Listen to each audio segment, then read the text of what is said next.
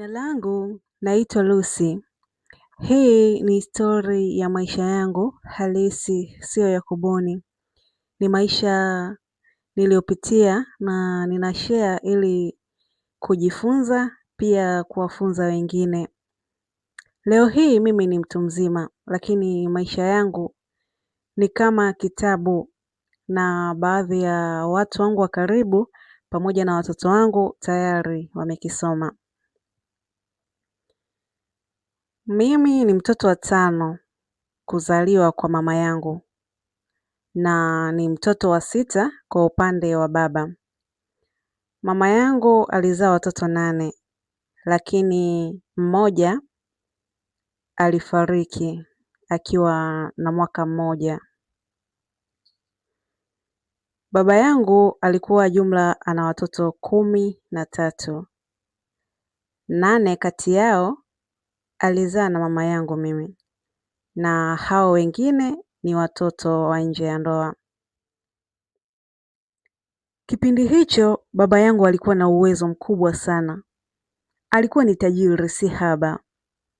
Alikuwa na mashamba, nyumba, matipa ya michanga na hata mabasi ya kwenda mkoani.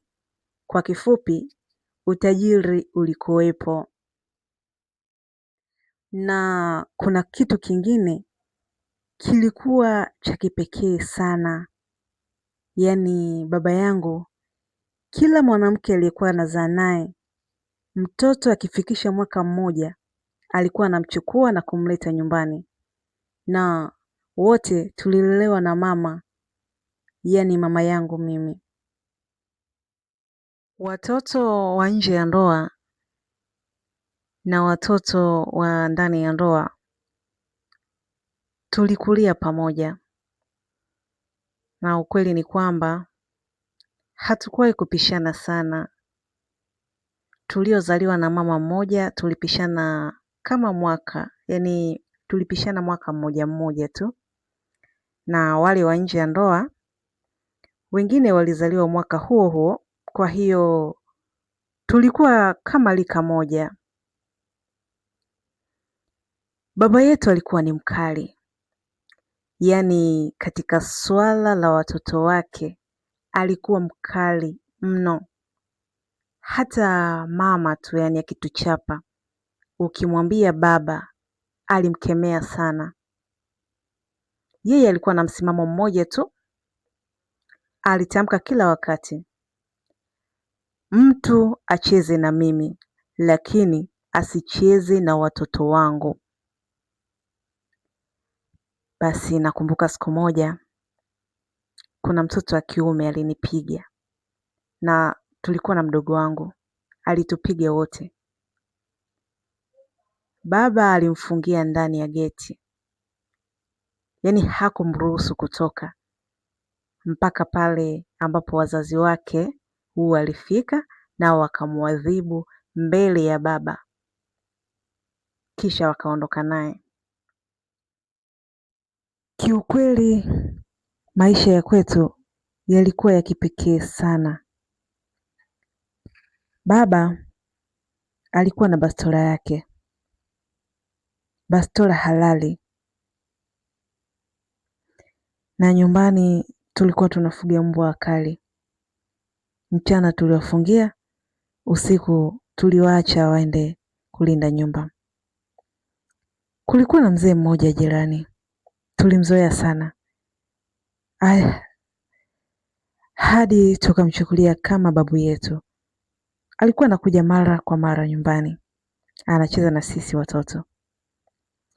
Baba pia alikuwa anamjali sana. Hata siku akimkosa, anatuma mtu akamwangalie nyumbani kama yuko salama. Na kila baba akinunua chakula kwa wingi, magunia ya vyakula, mafuta, lazima amgawie mzee sehemu kidogo. Lakini siku moja mambo yalibadilika ghafla. Yule mzee alilewa sana usiku.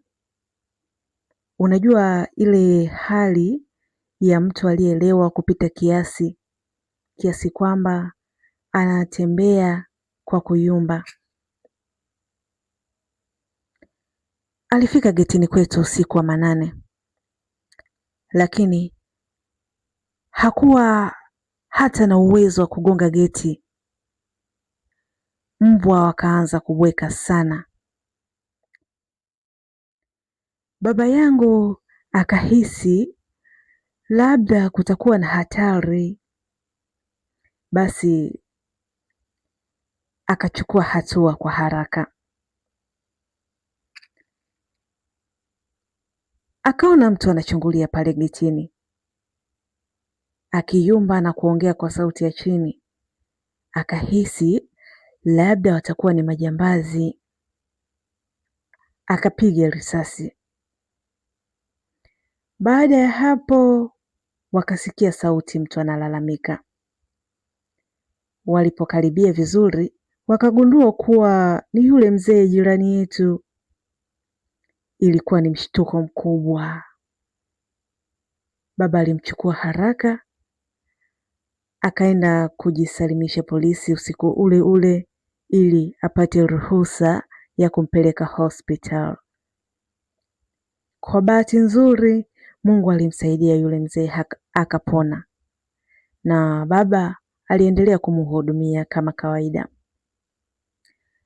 Lakini pamoja na upendo wote, baba yetu alikuwa mkali.